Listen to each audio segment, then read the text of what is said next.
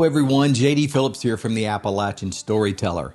Coming up are some of the most inspiring true stories from the hills of Appalachia. Perfect for lifting your spirit and sharing with your family, and I'm honored to share them with you now. Our first story comes to us from the hills of Virginia, and a story that I like to call Tucker's Cove. Simple Ike's gal, or so the folks of Tucker Cove called her.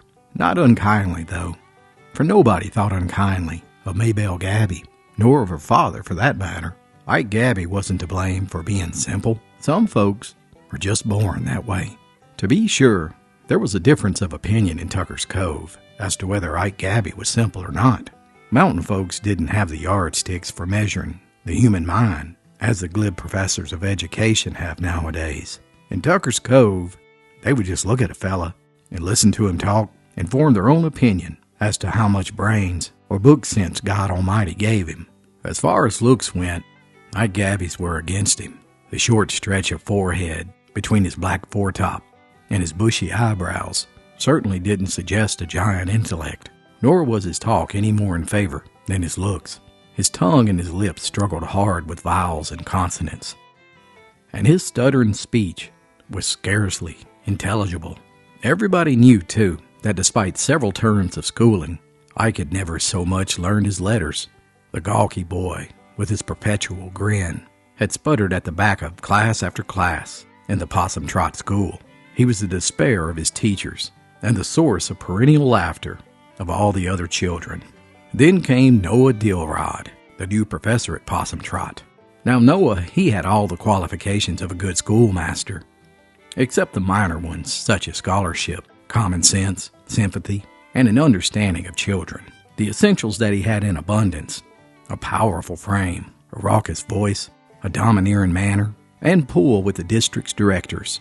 He kept school in Tucker's Cove for 2 dreary decades. However, the new professor only endured Ike Gabby's pathetic efforts for 3 short days. In that time, he had psychoanalyzed the lad, even though that fine new word hadn't been invented at the time.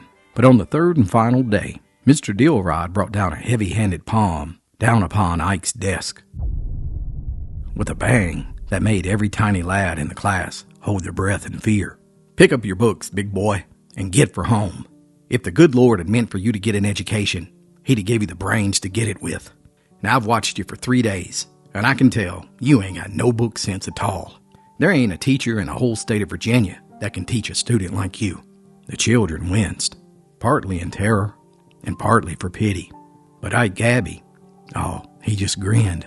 Slowly he gathered up his battered speller, his primer, and his chalk slate, and he rose to go. "Yeah, there, Professor, you're right," he mumbled as plainly as his clumsy mouth could admit the words. I know something's the matter with me. I was just born that way." And a grin exploded into a crackle that made the children burst into laughter as the ungainly boy slipped out the door. Just like that, thus ended the academic career of Ike Gabby. Never again were his poor eyes to be mocked and tortured by the cruel, cryptic symbols of science and reading and writing and arithmetic. Letters and figures and books just wasn't for him. From that day forward, he belonged to the great world of the outdoors. Ike could understand the big elemental things of the world, things like hills and trees and rocks and cattle. Those were made for such eyes as his. These things made perfect sense, especially cattle, cows and calves, beef steers and draft oxen. These were the things he could make sense of.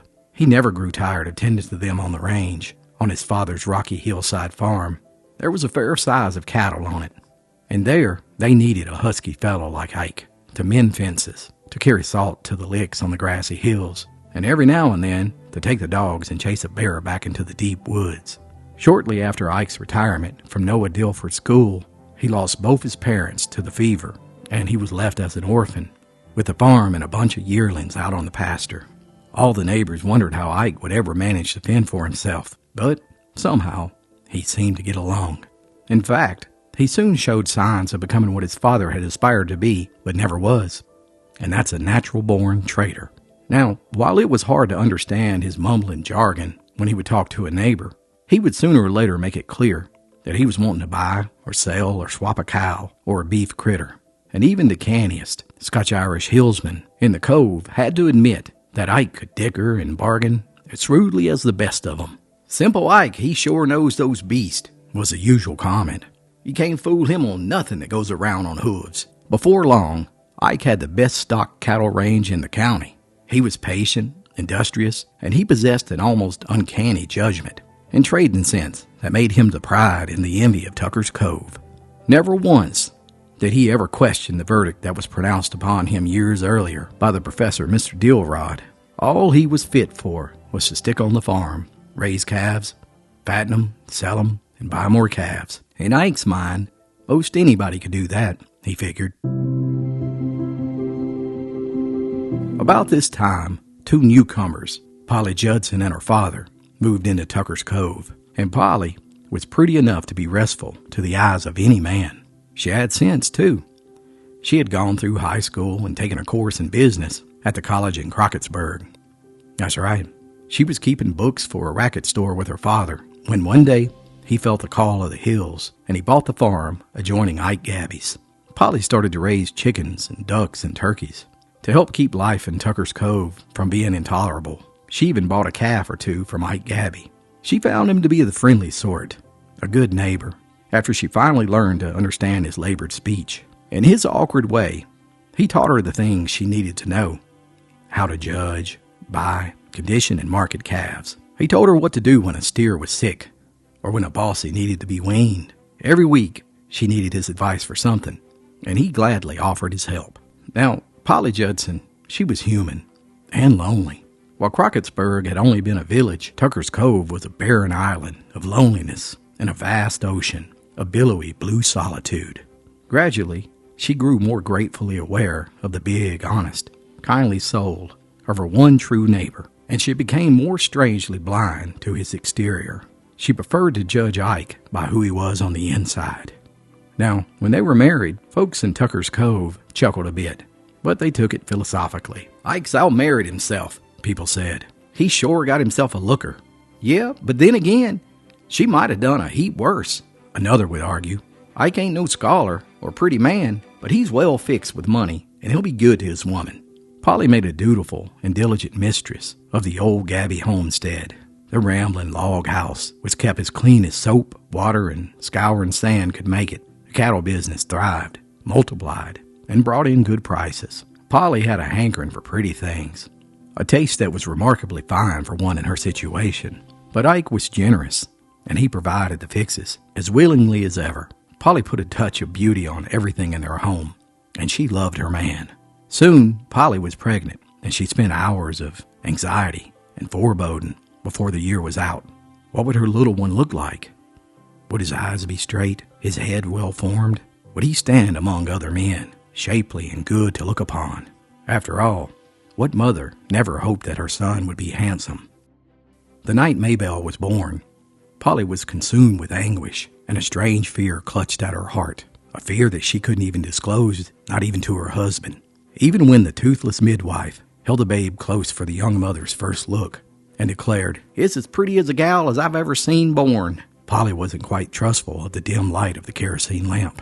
She agonized till the full light of day broke, and then she tremblingly drew back the cover to reveal the tiny head that nestled in the hollow of her arm.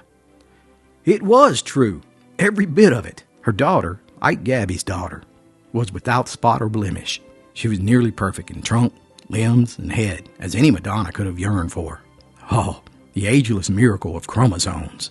Out of the millions of possible combinations, lovely or hideous, in the eternal lottery of destiny, which the scholars now call heredity, there had been shaken together as far and harmonious an assortment as ever falls into the lap of daughters of men. With a sigh that was almost a moan, so surcharged it was with relief and by the sheer joy of new motherhood, Polly sank back onto the pillow, and she sobbed herself into blissful sleep. Give someone you love the gift of old-fashioned storytelling. 5 books for the young and old alike that will make your heart smile. Click the link below to order your copy of the Appalachian Storyteller today. Despite her joy, however, a joy that was to grow with the passing weeks and years. Polly herself was never to know full health again. It was all she could do was to drag herself about the house, care for her child, and give occasional attention to the flowers and the chickens. Ike was good, though, and there was always a hired woman in the kitchen, so that Polly could spend most of her time setting, and very busy setting it was. To be sure, Maybelle had all the care any baby could need. Polly did 100 things that other mountain women had no time to do for their offspring. With just the right touch of guidance, she directed Maybelle's first steps, her first words, her play, and her happy burst of song. And every day she read to her. Polly had 3 whole shelves of books, more books than Tucker Cove folk had ever seen in one house. I mean, why would anyone be bothered with such a mess of books? Too many books, they said. Nobody could read that much and be healthy. If Miss Gabby would leave them books alone and get out there in the field with a hoe, she'd be a heap more stouter today, the old wise women figured. And besides, she's going to spoil that young'un too. That young gal ought to have a hand in the corn harvest, or helping with the tobacco, instead of sitting and listening to so much plumb foolishness out of those books. Nevertheless, Maybelle grew up sturdy, brown-legged, clear-eyed, vibrant, and just a bubbling of life. Her daddy grinned with delight at her childish ways. He would listen to Polly reading in the evenings, as he dumbly comprehended some of the simpler words. But he would never interrupt to ask questions about what he didn't understand. For Ike, as long as Maybelle understood, that was good enough. And it looked like she was going to grow up smart like her mom, and that was his only hope in life.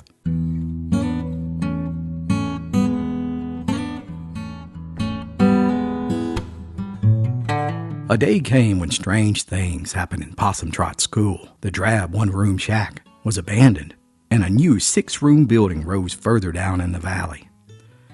The Cove people, they grumbled at the extravagance of putting good tax money into such costly structures just to teach youngins. But the building was there, and there was nothing they could do about it. However, strangest of all, Noah Dilrod was not the professor in the new school. Rumor had it that he had failed to secure the necessary certificate, and therefore he couldn't teach anymore. Oh, it seemed a shame and a pity. Noah had a big family, and he needed the money. Moreover, his arm was just as strong as ever, and his voice could still inspire terror in all the kids. It's better to left well enough alone, folks figured. Dilrod's successor called himself the principal. He was a dapper young man with a virginal mustache and a diploma from a state college. His 5 assistants were young women. They were the first of their sex ever employed in Tucker's Cove. How they hoped to render bridle-wise and untamed human colts and the fillies of the settlement, the old ones couldn't figure out. It takes a heap more book learning and a sheepskin from a college to beat common sense into the young'uns nowadays.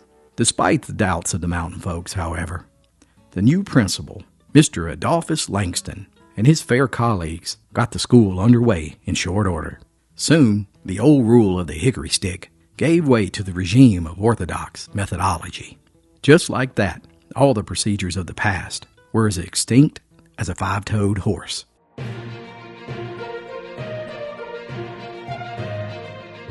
These new teachers, they talked about retardation and acceleration, mean and median, upper and lower quartile, intelligence quotient, and much else that would have been Greek to Noah Dilrod and Hebrew to Ike Gabby and his neighbors. But that young staff was dead set in earnest, and they pored nightly over books and notebooks. Finally, Mabel was 7 years old, and school was to begin tomorrow. Her daddy had already bought her first reader, a writing tablet, and a striped pencil box. The next morning, though, her mother was sick, sicker than she'd ever been. Ike sent for a doctor, who made it by horseback toward the evening. The doctor said she ought to be in a hospital, but she was too ill to make the journey. And so it was. Mabel couldn't make the first day of school, and the next day, Polly was even worse. She lingered for 3 weeks, and on a Sunday, she died.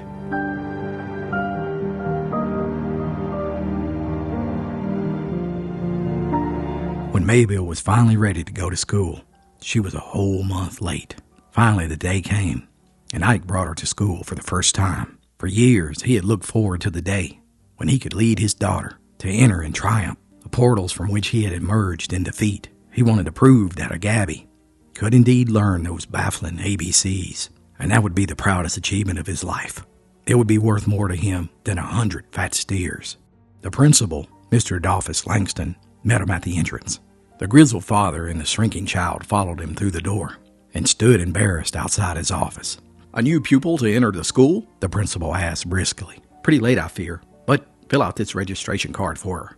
Ike shook his head and he struggled to explain his desire to become a patron of the school and that he would like to donate some money to purchase some new books for the children. After the principal listened to Ike, it was plain enough to him to see that this fella didn't know what he was talking about at all. He proceeded to ignore Ike, and he addressed himself to the girl directly. The principal spouted off a string of questions, without ever pausing for Mabel's answer. "What is your name? Address?" "Why, that means where you live, of course. Have you ever attended school before?" "You believe not? Well, surely you know whether or not you've been to school before, don't you?" Frightened by the newness of it all, and by the crisp manner and the rapid articulation of the stranger, Mabel had to have some of the questions repeated. Meanwhile, Principal Langston was making mental notes. You see, he was fresh from a senior course in abnormal psychology, and he recalled that low intelligence was generally hereditary, in accordance with the law of Mendel, or at least that's what the book said. "She's got a very low IQ, he said to himself, much like Case D in Van Topper's new book, Diagnosis of the Subnormal Child. He touched an electric button, and one of his assistants appeared. "Miss Cowan, here is a girl that's going to require some special case study. A problem child, you know. Please bring me one of those diagnostic tests." For more than an hour, the child underwent the ordeal. With clock-like precision, Langston hit her with questions, and with a watch in hand, he checked her answers. It was mainly the watch that proved to be Mabel's undoing. She couldn't imagine why this man was in such a hurry. Most of the questions were simple enough, and she could have answered them if he hadn't kept his eye on the dial of the watch the whole time. Heck, nobody in Tucker's Cove ever asked questions that fast, or had to have answers so quickly. Cove folk answered slowly, because everybody knew that people who talk too soon often get in trouble by it, or at least the old-timer said. When the test was finally over, Langston and Miss Cowan went over the papers and they computed the score, while Mabel and her father waited in the outer office. "Just as I anticipated," the principal declared finally. "Subnormal, that's all we can call her. No use of admitting her to school." "But Mr. Langston," the assistant began in mild protest, "she certainly doesn't look or talk like a feeble-minded child. Maybe the conditions weren't just right. She was painfully timid and self-conscious, as you noticed, and—" "Now, Miss Collin, this test is the last word of mental measurements. We can't let a kindly sentiment influence us in the face of science." "But Mr. Langston, shouldn't we give her a second chance? I can't bear to see the suffering that's going to be on that child's face when you tell her she can't come to school." "Now, Miss Cowan, a defective child like this is incapable of feeling disappointment or humiliation as a normal child would." Reluctantly, Miss Cowan yielded to the authority of her superior. She remained in the room when Mabel was summoned. The girl listened to the verdict without a tear, without even a tremor in her voice, and she rose to go. "All right, sir. Paul said you'd know what was best. Of course, sir, I've wanted to come to school more than anything in the world. But if I can't—" "That's all right, youngster," Langston broke in with a laugh. "We can't all be scholars, you know. It takes all kinds of people in this world." "Yes, sir.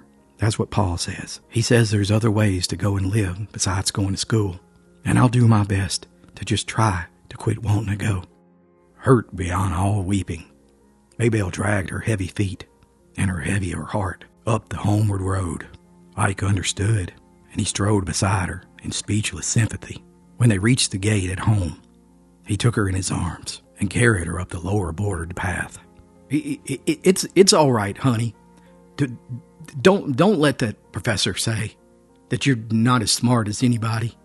We can get by without no school." "Indeed we can, Daddy. You did, and so I can. But I'm going to learn how to read by myself. Mama taught me some of the littlest words, and I'll learn a lot more. And someday, I'll read all her books to you." Now, there were many things in this world that Ike didn't know, and the greatest of those was Mabel. From that day, she set herself with indomitable will to the staggering task of learning how to read without a teacher. Every day, between chores in the kitchen and yard, she would curl up in the armchair by the window with one of her mother's storybooks. Laboriously, she would puzzle out the words that Polly had shown to her. To this little stock of words, she slowly added a few others by association. They came with difficulty at first, but a bit more easily as the time went by. Every week she had more words, and such beautiful words they were, all lovely things. and lovely words most of all. There were food and drink to her hungering soul. Ike would sit by her side, smiling in dumb rapture as he listened. Gabby reading a book, he thought. It seemed unreal, impossible. He half suspected she wasn't really truly reading. Just play like reading. That's probably what was likely, he thought. Why, not even a smart man's child could learn how to read without going to school or being taught their ABCs. Poor child, though. He wouldn't discourage her for the world. Let her think that she could read anyhow. The years came and went. The calves grew and fattened. Father and daughter lived, toiled, saved, and prospered. They enjoyed the friendship of their neighbors, and the old house was not without its share of guests. Best of all, though, were the long evenings when nobody came. Maybelle would read and reread her mother's books, and by now she had bought new ones of her own. Her daddy, Ike, had become a sponge and a responsive listener. By slow degrees, his slow mind had gained the power to understand the words that Maybelle read. With her help, he outgrew the childish fancies of the little primer books and soon thrilled to the tales of Arabian Nights and the adventures of Robinson Crusoe, to the colorful Iliad and the Odysseys of Homer. Books about history and travel and biography evoked grunts of wonder and chuckles of delight that lingered in his dreams and echoed in his memory on the grassy ranges as he worked in the fields. One day, the former professor, Noah Dilrod, and the principal, Adolphus Langston, were conversing at the Crossroads General Store when Ike and Maybelle loaded their wagon to depart after their weekly shopping trip. Professor Dilrod leaned over to the principal, and he whispered, "There goes that idiot, Ike Gabby and his gal. I reckon you've heard of him." "Well, yes, I have. Some time ago. What a pathetic case. The girl is bright-looking enough, and she dresses neatly, and outwardly she seems like a normal child, but I gave her a careful test, and I found her to be a complete moron. Of course, I had to exclude her from school." "I don't blame you, Mr. Langston," agreed the ex-professor. "It's in the breed.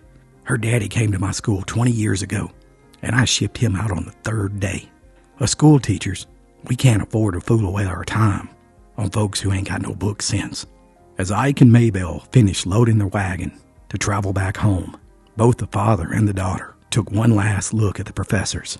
There stood two men who had no idea of either intelligence or mountain folks, for they were literally the only two idiots in all of Tucker's Cove. Wow, what a tremendous message. Now, lots of people don't know, but I was a teacher for 21 years. I taught high school and middle school, and over that time, I taught thousands of kids. And sadly, Mabel's story is a powerful example of how many public schools operate. And I can't tell you how many principals I worked for over the years who were just as clueless as the two principals in Mabel's story. I'm so proud to be able to share both Ike's and Mabel's true story with you, and I can't wait to hear your thoughts as well. But be sure to stick around, folks, because we've got another beautiful story coming up that is sure to touch your heart. I like to call this one The Dollar.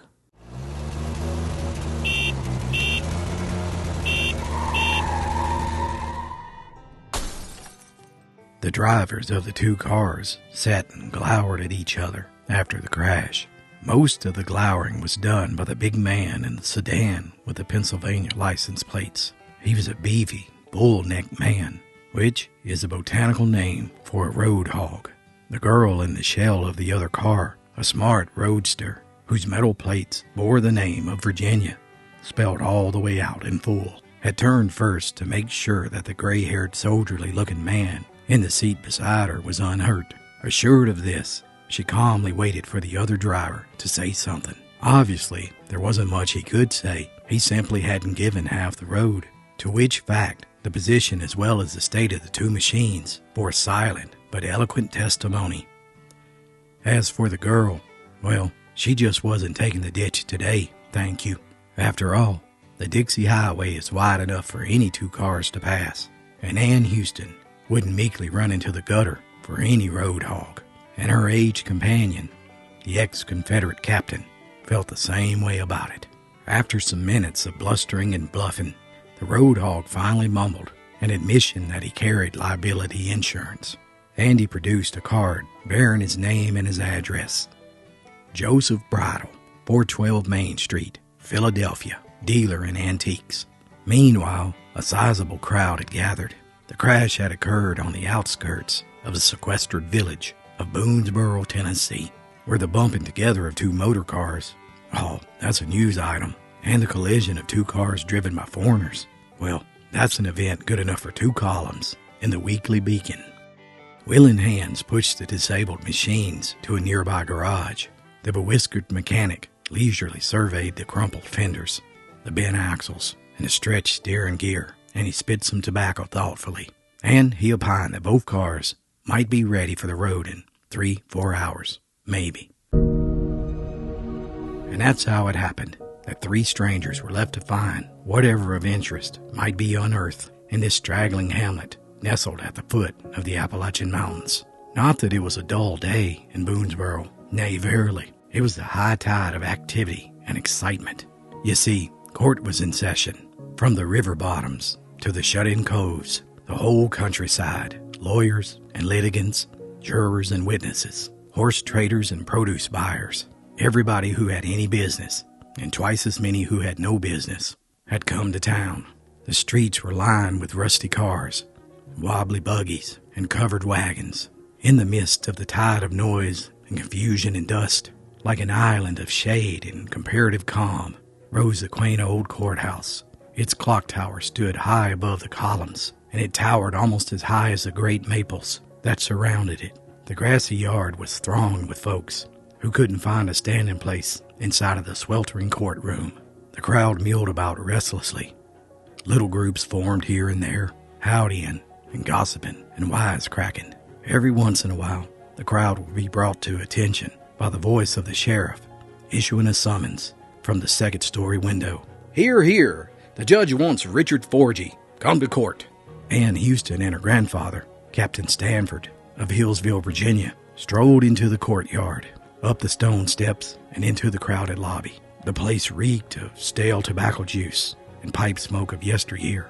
Near the foot of the stairway was a bulletin board covered in legal notices, advertisements for bids on road construction, list of delinquent taxpayers, notices of public sales, and speaking dates of political aspirants.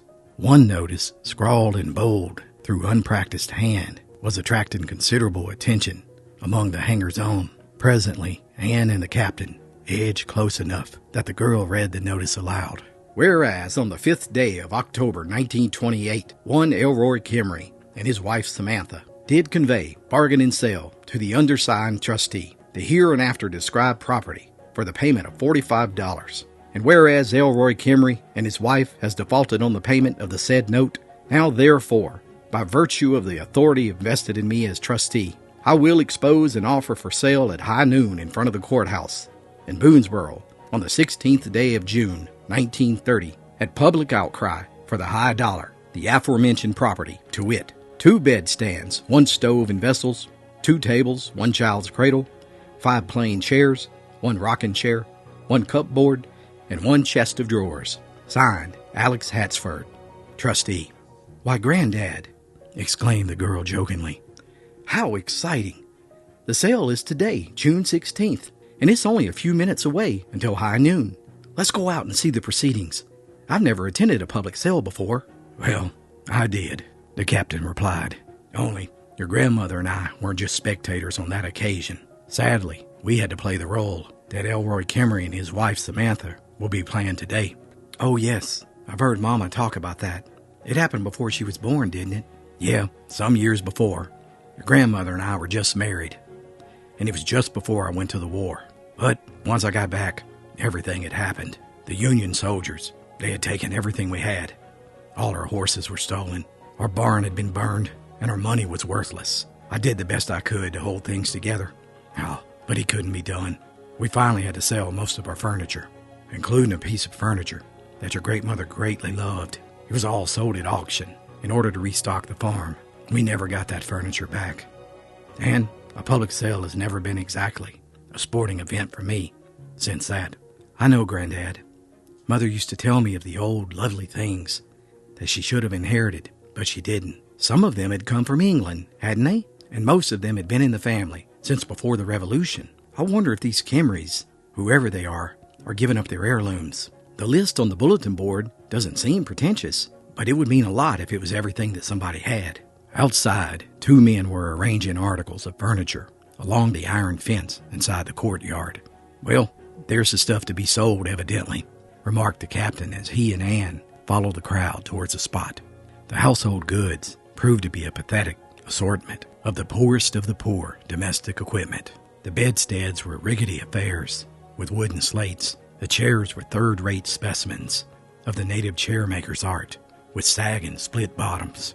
The kitchen cupboard of quaint three-corner design was black with years of wood smoke. The ancient relic gave off a heavy mixed odor of parched coffee, garlic, and rancid bacon. The largest piece of all was the one listed as a chest of drawers. It seemed strangely out of place in the lowly company it was keeping. To be sure, it was sadly weathered and scarred as any of the other ones. Yet any novice could instantly recognize that it was the product of a true cabinet maker's skill. Anne quickly placed the piece as American Empire, a style that was somewhat uncommon in the South, but occasionally found its way there among the descendants of the pioneers. Oh, it was beautiful black walnut. It was massive, with paneled ends, and rested upon heavy, bracketed feet. Its only ornamentation was an oval carved in each panel in delicate beadwork from the top to the bottom of otherwise plain corner post. The brass pulls were black with tarnish.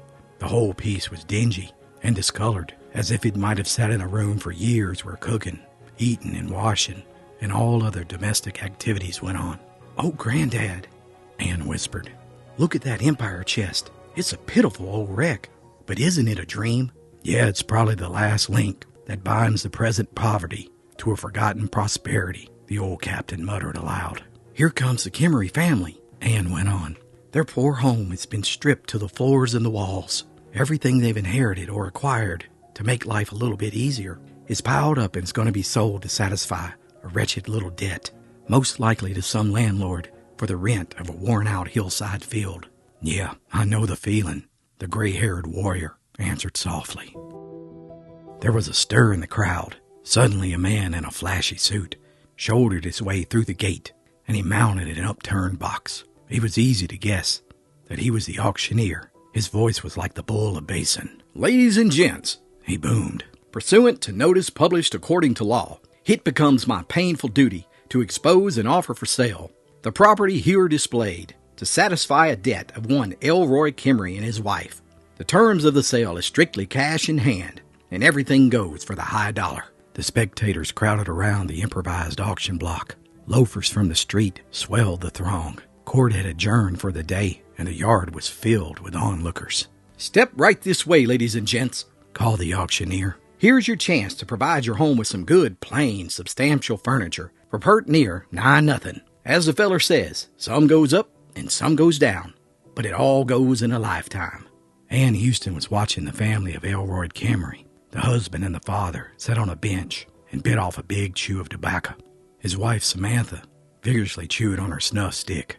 The children, too numerous to count, were scattered all around, ranging from a grown boy to a round-eyed young'un who sat on the mother's lap. Now the auctioneer focused attention on one of the bedsteads. "Here we are, ladies and gents. Do you see this nice, well-made bedstead? Nothing fancy or fine, but just as stout and sturdy as a new one. And it's going for whatever you say. Now I know there's some young folks in this crowd that's aiming to get spliced real soon. And here's your chance to make a start on furnishing your home now. Step right up and look it over." The hubbub of onlookers greeted this pleasantry. A gawky man who had been eyeing the furniture from afar now edged closer. Another bidder ran through the crowd. Everybody knew that Daly McClacken had been talking to Arlene McDonald for some months, and that a wedding was in the offing. "How much am I offered for this bedstead?" roared the auctioneer. "Talk up, folks. This is your lucky day." $2.50. The young Daly ventured timidly. "Oh, shucks, Daly," the auctioneer protested in mock indignation. "What you want to waste my time for? Now make me a real offer. I know some of you fellas wants a bedstead." $3. A middle-aged farmer spoke up, and the bidding began all over again. $3.50. Daly came back, a bit louder this time. $4. The farmer countered after a pause. "Sakes alive, folks. the auctioneer called out sarcastically. Here's a couple fellas that wants me to just give away a fine bedstead for a wedding present. 4.5. Daly piped boldly. His competitor hung back, and after a moment, he walked away. Sold, the auctioneer shouted to Daly McClacken, who carried it to the side. The second bedstead, the chairs, and the rusty stove were quickly disposed of. The cupboard went to the farmer for 50 cents. The child's cradle was next to be brought forward. It was a rough box, about 4 feet by 2.5, and it was mounted on some homemade rockers. Again, the auctioneer started. Now we're getting to the good stuff, folks. Where's Daly McClacken at? Oh, there he is under that tree guarding his new bedstead. Come back here, son. Here's the rest of your bedroom suite. Daly came forward, greeted with light-hearted laughs. And, in a moment, he was declared the successful bidder against the farmer for the cradle. He calmly took it away and placed it beside the bedstead. Samantha's dull eyes followed the cradle until it disappeared from view. When she turned her face to the auctioneer again, he had placed the chest of drawers beside the block. Ann Houston noted instantly that the mountain woman's expressionless face had visibly softened. That parting look at the old heirloom, which, despite years of incredible abuse and neglect, had grown to be a piece of the poor creature's heart, she thought to herself. And it had been too much for even the mountain woman to take. Ann's own heartstrings were taut with the tug of the mute tragedy. Samantha turned an appealing gaze upon the auctioneer, and her close-set lips worked convulsively for a second. Then, with a sob, she buried her face in her knotty hands. The wings of pity must have stirred the heart of the auctioneer. At any rate, his manner changed. His cheap manner was gone entirely as he proceeded to dispose of the last remaining article. Now, ladies and gents, there's just one thing left, and I've been keeping it back for the last and the best. It's this nice, handsome chest of drawers, which every one of you will agree is a plumb elegant piece of furniture for any home in the country. The crowd showed signs of deepening interest. Several women, wives of comfortable farmers, began to inspect the chest critically. Meanwhile, the auctioneer's attention was drawn to a beefy, bull-necked, big-nosed stranger who had pushed his way forward. Ann touched her grandfather's arm. "See, Granddad," she whispered, "there's our friend, the Road Hog Antiques dealer, and he's got a wicked gleam in his eye. I'll be darned if he isn't watching his chance to gobble up this relic." "Well, he'll be able to grab it for next to nothing," the captain replied. "There won't be much competition." Ann felt a flush of indignation. "It's none of my business, of course, but it fairly makes me boil to see him drop in here and pick up a genuine antique for nothing, just because none of these people have the slightest idea of its value. Well, here goes, folks," the auctioneer shouted. "What am I offered for this chest of drawers, made of genuine walnut, the solidest, lastingest wood there is, most likely 100 years old, and good for another 100. How much am I bid?" $5. A decent-looking farmer announced, after his wife had whispered something in his ear. "I'll make it 7. Called another. $8. $8.50. The first bidder bent to hear another word from his wife, and he shook his head. The auctioneer waited a moment, mopped his brow. $8.50, ladies and gents. You couldn't buy it new for less than 40 over there at that general store. Why, folks, are you going to let this unheard-of bargain go for a handful of mere chicken feed? Come on now, good people, and look at it." The canny hill folks looked, but nobody raised a bid. The auctioneer kept up the haggling, on, but the bidding was over. $8.50. Do I hear 9? Somebody give me 9. $8.50 going once. $8.50 twice. $9. A new voice interposed. The voice had a brisk, foreign quality that contrasted sharply with the flat drawl of the natives. The mountaineers started craning their necks to see the stranger. And, for the second time that day, Ann Houston frowned into the face of Joseph Bridle, of Philadelphia, dealer in antiques. "Now that's more like it, folks," the auctioneer exclaimed. $9 I'm offered by the gentleman that knows a good piece of furniture when he sees it. Now who will make it 10? Nobody spoke, though people jostled with one another for a better look. The auctioneer haggled a little more, and he finally began. $9 once. $9 twice. 9. Suddenly, a woman's voice spoke, quietly but clearly. $20. The words thrilled the crowd like an electric shock. Even the hard-boiled auctioneer gasped, but only for a fraction of a second. "Now that's business, ladies and gents. There's some folks here that knows furniture. The lady bids $20. What do you say, good people?" $50. Joseph Bridle's face was red with annoyance and determination as he spat out the words viciously. $100. Ann Houston called as quietly as before. Elroy Kimberly had stopped chewing. He stood transfixed, with the tobacco quid bulging out of his cheek like a tumor. His wife lifted her eyes, red with weeping, and she stared in amazement. $150. The antiques dealer shot back angrily. And that's twice what the blame reproduction is worth. $200. Came Ann's even response. The onlookers were dumbfounded. But Joseph Bridle, his face was like a thundercloud, and he shrugged his shoulders, and he slid away as if he was leaving the scene. $200. The auctioneer chanted. 200 once. 200 twice. The disgruntled dealer in antiques, however, he wasn't ready to give up a genuine American empire. He turned on his heel, and he snapped one final offer. $225. And he almost shook his fist in Ann's face. But Ann was done. Truth be told, she hadn't really set out to outbid him on the piece. It had only been her resolve to foil his little game and to make him pay a fair price for what she knew he so greedily coveted. She felt a glow of elation. She had made him pay. $225, roared the auctioneer. $225 once, twice, 3 times going. $250. A new voice broke in, and it was a man's voice. The auctioneer whistled in undisguised amazement this time. Joseph Bridle looked like he had been hit with a brick. Ann couldn't believe her ears. Was that really Granddad's voice? Then she saw he had slipped away, and he was standing beside the chest of drawers. His hands were toying with one of the blackened brass pulls. She hadn't been mistaken. The auctioneer's closing formula was droning in her ears. $250 once, twice, 3 times, going, and gone, ladies and gentlemen.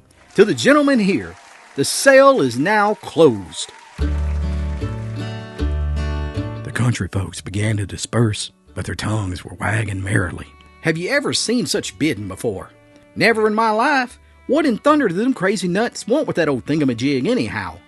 Oh, them city folks, they just go plumb loony over old things just because they're old. Why, a fella from Knoxville gave me $10 once for a rusty old candle mold, and we've been using it as a coal lamp for the last 30 years. Well, anyway, it sure was a lucky day for Elroy and Samantha.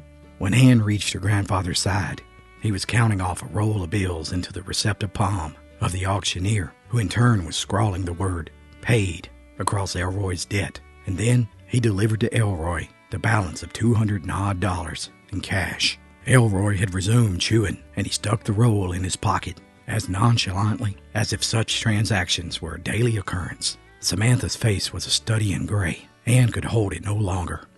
Why, Granddad, what on earth? Didn't you see my game? I knew that the great hog was simply just bound to have that chest, and I made up my mind he was just going to pay for it. Oh, yes, I saw that. The old soldier smiled. But all at once, I got interested in that chest, and I decided I'd have it myself. The crowd had now gone, except for Elroy and Samantha and the youngest child, who clung tight to the mother. The look of dazed wonder in the mountain woman's lustreless eyes broke through the Virginia girl's resolve. Impulsively, she threw her arm around Samantha's shoulder. Oh dear, I know it was cruel to hurt you, but we were only trying to see that you got what it was worth. The wife gave her a puzzled look. Then a light of understanding broke, and she said with a smile, "Law, Missy, you mean that old chest of drawers? Why, bless your soul, honey. I wouldn't have hauled it home even if it wouldn't have sold." "But, my dear, you cried when they put it up to be sold." No, Missy. That wasn't what I was blubbering about. But when they put my cradle up for sale, I had to cry just a little bit. As ridiculous as it was, I've rocked 11 young'uns in that cradle, and it don't look like I'll never have no more. But doesn't it hurt you to give up this fine old chest of drawers that must have been in your family for generations? Law, no, Missy. I'm proud to get rid of it. I like purty things myself, not worn-out things like that. Well, I'm so glad for you, Ann said with a mist of joyous tears in her eyes. But, by the way, could you tell us the history of the old chest? It must have some story connected to it. No, ma'am. It ain't got much history. There was this young captain up in Virginia. I don't remember his name, but right after the Civil War, he had to sell all his furnishments. My pa won it at auction, and then he moved to Tennessee, and he brought it along, and we couldn't get rid of it. Ann began to see the light. Why, Granddad, you mean you recognized? Come on, dear, we must be going, he answered a bit brusquely.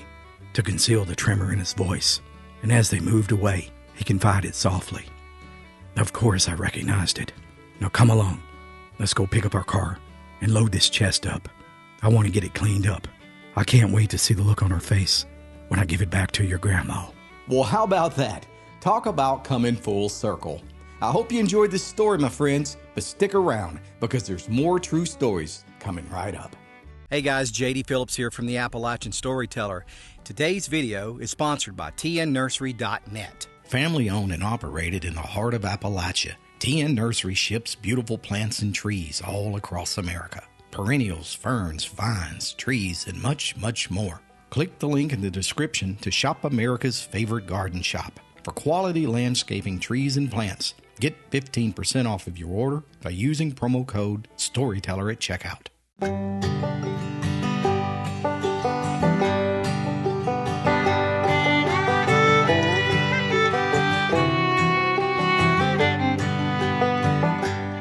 The peaceful haze of a perfect autumn morning lay upon Possum Holler, but the heart of Magaline Cagle was not at peace.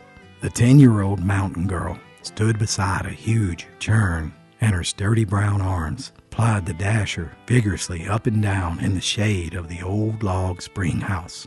But Magaline's mind was not on her churning. Now and then she turned and cast a glance towards the weather-beaten house that stood at a little distance. The smoke of Ma Cagle's breakfast fire still curled lazily from the stone chimney, and her whining voice could be heard as she directed the younger children in their morning task. It was not about her mother, however, that Magaline was troubled, but about her father. Amos Cagle was a hard-working, quiet-spoken man and an exemplary husband and parent. For all that, Magaline, his firstborn child, was worried about him. For 3 weeks or more, she had been keeping a close eye on his movements. Morning after morning, she had seen him leave the house after breakfast, and with his rifle on his shoulder, he would stalk up the twisting trail that led to nowhere in particular. As far as anybody knew, he was supposed to be working on a contract to get out chestnut telephone poles. But in her 10 years, Magaline had observed that pole cutters usually took axes to the woods instead of rifles. Once, she had ventured to question her mother on the subject, but the tired-faced, meek-eyed mountain woman shut her down almost instantly. "'Tain't none of your business to be wondering about your pa's doings. You tend to yourn, and he'll look after his'n. I ain't never asked him what he's doing, and I don't aim to." That was Sarah Cagle's wifely philosophy. Like many other dutiful women in these hills, she would keep her man's secrets as close as the tomb whenever he chose to divulge them to her. If he was hiding as an outlaw or a fugitive from the pursuing law, she would come to him with food and tidings, even at the peril of her own life. But never would she question him as to what his plans were. Magaline, however, had a sneaky habit of thinking things out for herself. Perhaps it was because she was the eldest of 8 children, and partly because she had been going to school for 2 years and had picked up on some ideas and notions about various things. At any rate, she kept eyeing the barnyard gate as she tended to the churn, and the little furrow of anxiety between her hazel eyes grew deeper as she waited. Presently, her eyes caught the bumping of wheels on loose stones, and a moment later, her father's old canvas-top wagon, drawn by 2 raw-boned bays, rumbled out of the barn lot. Amos drew rein by the spring house, and he climbed down from his seat under the arch of the wagon bows. "Be a good gal, Magaline, and help your mama all you can," he said with a kindliness that belittled the gruffness of his tone. "If I sell my load today, I'm going to try to fetch you some pretties, maybe a new dress, and them stockings you've been wanting." The girl smiled, but her voice was close to tears as she spoke. "What kind of load you taking, Pap?" she inquired. "About 25 bushel of apples," the man replied. "I thought you said the other day that those apples were a sorry crop this year, and you didn't aim to wagon them to town," the girl argued. "They ain't much for a fact, but they'll bring a little bit of cash money, and that's better than letting them lay and rot. I'm afeard they won't bring enough to pay for hauling them, Pap, and that says nothing of buying dresses and things. I don't want you to bother with bringing me nothing." "Well, we'll just wait and see how it comes out," Amos answered. He was in the act of mounting his seat again when suddenly he turned. "Oh, shucks," he exclaimed. "I was forgetting something. I'll have to go up to the sheep house, up the mountain, and get a half-bushel bucket to measure these apples in. Just stay here and tend to my horses while I'm gone, and don't let nobody come messing around the load. I'll be back in 15 minutes. Left on guard with the wagon and the team, the girl went back to her churn. A dozen steps away, the butter had come. She began to dress the yellow golden mass and press it into wooden molds. She washed her hands at the spring branch, and she dried them on her apron. Then a sudden curiosity seized her. Ma would break my neck, I reckon, but I'm bound to take one quick look at what's in Paul's wagon," she said to herself. Stepping to the back of the wagon, she thrust her haste under the wagon sheet and into the bundles of fodder that lined the rough bed in which the apples were piled. The apples, she saw at a glance, were miserably faulty and bruised. Heck, they'd be nothing but cider pomace after being jolted over the 20 miles of rocks and ruts that led to Crockettsburg, West Virginia. In a moment, however, the girl's fingers touched something else. Oh, she didn't need to uncover the hard object to know what it was. A 2-gallon stone jug, corked with a short length of corn cob. A second later, she felt another jug, and then a third. She pulled the nearest one close and bent over with her nose. The eloquent fragrance of the saturated corn cob stopper told her all she cared to know. "Oh no, so Paps has went and took to blockading," she muttered, trembling with excitement, and with something between terror and anger. "These here are the telephone poles he's been getting out." Grimly, she replaced the covering of the fodder blades, and she walked to the spring. She set out a crock containing the newly made butter on a flat stone in the cold water. Then she brought out 2 large empty milk jars and placed them beside the churn. She couldn't fight back the big tears that rolled down her cheeks and fell upon the grass. "What's got into Pap?" she asked herself. "He's always hated the name of a blockader, and I never dreamt he'd get into it. It don't never get nobody in nothing but trouble, and he ought to have sense enough to know that. Poor Pap, everything on his here tore down old places went bad for him this year. The freeze killed the fruit, the big tide washed the hay away, and the drought ruined the tobacco, and the cholera killed most of the fattening hogs.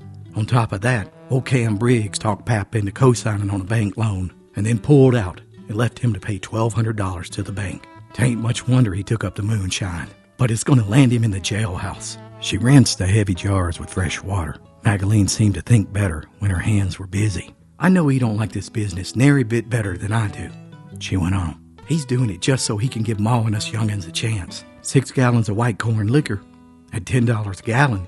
Well, it's worth more than those wormy apples and the old wagon thrown in. I reckon he could get me some pretties if he sold it. And the good Lord knows I need 'em." Magdalene glanced down at her ragged skirt and her bare legs, golden brown from a summer of stocketless exposure to the sun and the wind.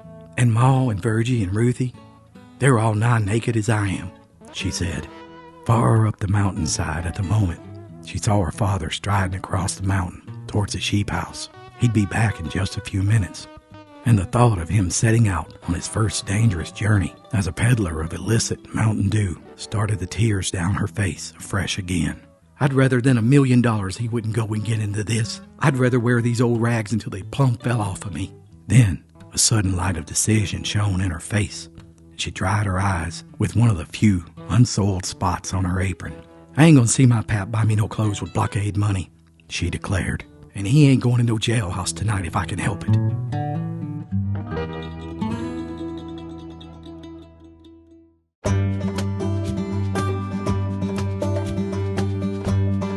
In the outskirts of the straggling village of Crockettsburg stood an old wooden building, which, having gone the way of all livery stables, was now a combination of a filling station, a garage, and a blacksmith shop known as Phil's Place. Its red-letter sign encouraged the passing motorist to stop and fill with Phil. Now there were, it may be said, underground rumors afloat that this cordial invitation to the fleeting traveler might on occasion suggest the replenishing of a dry throat instead of a gasoline tank. And to the folks of this small town, it seemed hardly credible that the amazing popularity of Phil's Place with the tourist who slowed down and stopped there could be attributed to the superiority of his gas or oil. Phil was a grizzled proprietor and he was really a blacksmith by tradition, and he was a garage owner by force of circumstances. The front of the converted livery stable faced the highway, and it was usually filled with cars and motorists. The rear end of the shop opened up to a space known as the swapping lot, and was used as a rendezvous for the mountain farmers who came in their covered wagons looking to trade their goods. Phil's place had thus become a meeting point and was the busiest spot in the sleepy town of Crockettsburg. It was high noon when Amos Cagle pulled into the haven of the swapping lot with his load of apples. The store owner, Phil, soon approached, his leather apron flapping in the wind. "Howdy, Amos. What you in for today?" he inquired, with a professional glance at the horse's feet. "Nothing much, I reckon," Amos drawled. "Just dropped in to blow my horses a minute. Needing any apples or something that way?" "I guess not today," replied Phil. "Been several wagons in ahead of you. You must have got a late start this morning." "Yeah, I did. I reckon I ought to load it up last night. Ain't nothing else you're caring for, I reckon." Now Amos was trying to appear casual, but he was awkwardly hesitant. A seasoned shiner would have carried it off with charm and confidence, but Amos was a green hand. Phil looked at the mountaineer quizzically. He knew everybody who patronized his place, and what matter of cargo each was likely to bring. "What else you got, Amos? Some sorghum or some tree molasses or something?" "Yeah, something." By dint of considerable outward effort, and with much inward trepidation, Amos managed to achieve an unmistakable wink. Phil's bewhiskered face cracked open with a broad grin, which stretched into a hearty smile. "Well, dad burn my hide, Amos. You ain't took to working the old copper kettle at night, have you?" "Well, I had to do something to keep from being sold out by the high sheriff," replied Amos. "I don't favor it, but it's that or something worse in times like these." "Yeah, it gets the best of 'em nowadays," Phil agreed. "But I'm sort of hating to see you following it, Amos. It's getting more dangerous here lately. And they say there's revenuers working in this county right now, and I'm looking to get raided most any day. I've quit storing any stuff here. All I do is I give these touring fellas the high sign, and I let them do their own trading with the wagons that come in. I sure hate to see you get in trouble." "Yeah, I'd hate it myself. My women folks is terrible against it, especially my oldest gal, Magdalene. But she ain't got no idea I ever made a drop. But a man's got to chance something to get something. And I reckon I ain't likely to get caught the first time, anyhow." Suddenly the honk of a motor horn sounded from the front. Phil turned to wait upon the well-dressed stranger who had stepped out of a smart-looking roadster. "Just you wait here, Amos. I'll see what this feller wants," he ordered. Within a few minutes, he returned with the stranger. "Amos," he began, "here's a gent that's drove a right smart ways, and I reckon he might like an apple or something to take the dust out of his throat. Maybe you and him could do some trading." The motorist glanced curiously at the mountaineer and his quaint outfit, and he came straight to the point at once. "Old man, I'm as dry as a bone. Have you got anything that's good for a large-sized thirst?" "Mister," Amos confided, "I've got the best homemade medicine that's guaranteed for that complaint." "Well, what do you call it?" queried the thirsty one, who was evidently a foreigner from a distant world beyond the mountains. "Well, it's what a heap of folks call the white mule, and it's made out of corn." "Is it absolutely pure?" "Oh, it's just as pure and purty and white as ever was poured into a jug, mister. It wouldn't hurt a sick man or a baby." Amos opened the end gate of the wagon, and he brought forth one of the jugs.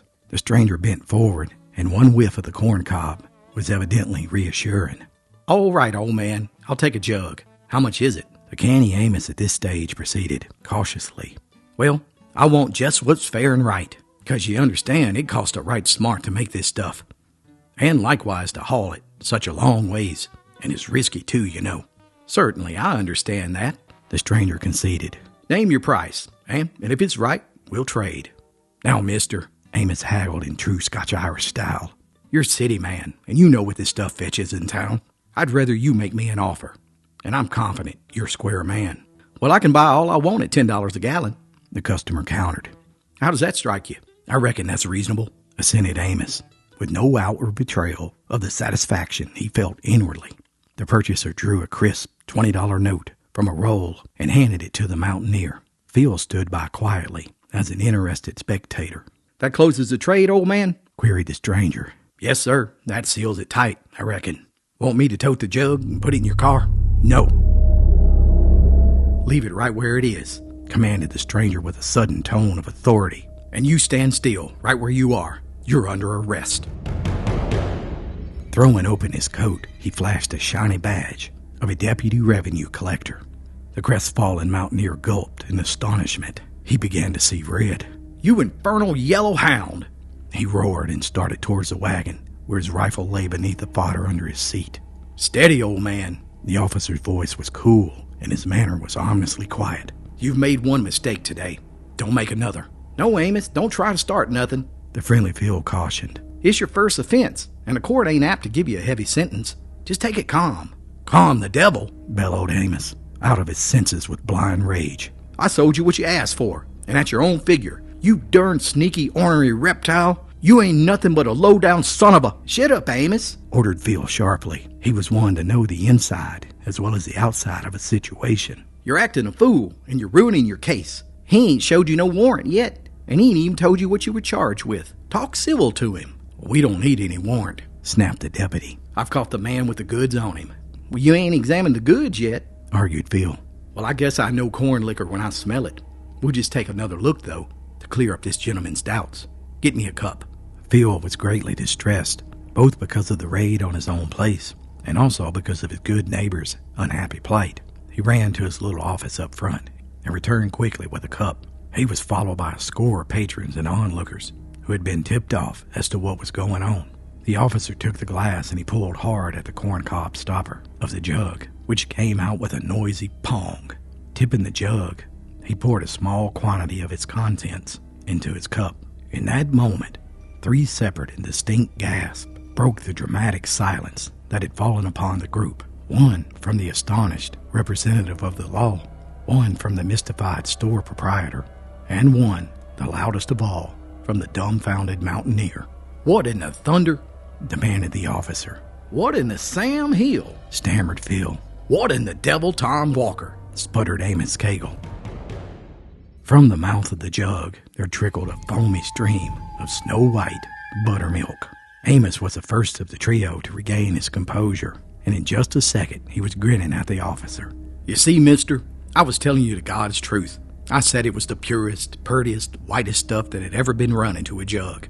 And I told you it wouldn't hurt a sick man or a baby." The deputy, however, was not one to be duped by the old trick of one dummy container and a cargo of illicit spirits. He quickly fished out the 2 remaining jugs from the wagon and drew the stoppers. Once he poured out their milky liquid, he turned angrily to Cagle. "See here, my man. Do you think you can put a job like this over on a federal officer? Do you expect me to believe that you came all the way here from the mountains just to bring this load of rotten apples and a little buttermilk?"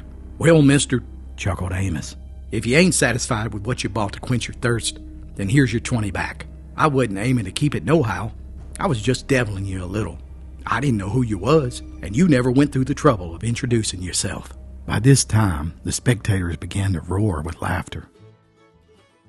It was apparent to them that Amos had pulled off a clever, practical joke upon the revenuer, who was a natural enemy of their species, and they were going to enjoy it to the limit. Then Phil, though he hadn't the slightest idea how it all happened, saw his chance to complete the vindication of his friend, and incidentally to clear his own establishment from suspicion. "Mister," he said, when the laughter had abated somewhat, "you must excuse me and Amos for having our little devilment. I've known Amos Cagle for 40 years, and I knowed his daddy before him. There never was a Cagle that I ever heard of that was a blockader. They're against it, same as I, and I wouldn't allow no man to fetch nary a drop of that poison stuff at my place." The embodiment of the majesty of the United States now proceeded to prove himself a human being and a good sport. He could take a joke. "That's all right, old man. The laugh is on me this time. And if you find me some more cups, we'll dispose of a gallon or so of this evidence at the expense of the government. But I tell you this, you better hope, my friend, you'll be as lucky next time." "There ain't gonna be no next time," responded Amos dryly as he climbed on his seat and chucked his horses. "I reckon I'll be spudding along. I gotta sell the balance of this here white mule." An hour later, having peddled his goods up and down Crocketburg's narrow main street, Amos was preparing to set out for home. "Well, don't look like I'll be able to buy any pretties for the gal," he thought, as he counted the few $1 bills and a handful of chicken feed that he had realized from his day's work. "But if it ain't been for her interference, I'd be sleeping tonight in the jailhouse. By God, I gotta get her something, even if it busts me. He had hitched his team of horses behind the courthouse, and he walked down the street towards the only general store in Crockettsburg. And as he was passing the town bank, he was accosted by the vice president, cashier, assistant cashier, the paying teller, the receiving teller, and the bookkeeper, and the bank president, who was in the act of locking the outside door, preparing to go home for the day. Once they saw Amos, however, the president hailed the mountaineer down. "Hello there, Amos. You're just the man I'm looking for. I was going to write you a letter in the morning. Can you step inside for a minute?" Amos, whose only connection with the bank had been when he was compelled to pay his former neighbor, Cam Briggs' $1,200 note that he co-signed on. He followed the banker inside with misgivings. "You ain't wanting me to pay off another note, are you?" he asked angrily. "Well, not exactly that," the banker replied. "although it is in connection with the Briggs note, and I wanted to see you." "I don't ever want to hear that skunk's name again," growled Amos. "He ruined me, and you know it." "But Amos, I rather thought you'd be glad to hear his name at least once more." "What's he gone and done now? Do you know where he is? And if you do, I reckon I'll take my rifle and go polecat hunting." "That won't be necessary, Amos. I've got some good news for you. I got a letter today from Cam. He's been out in New Mexico, and he's either struck oil or found religion, and I don't know which one.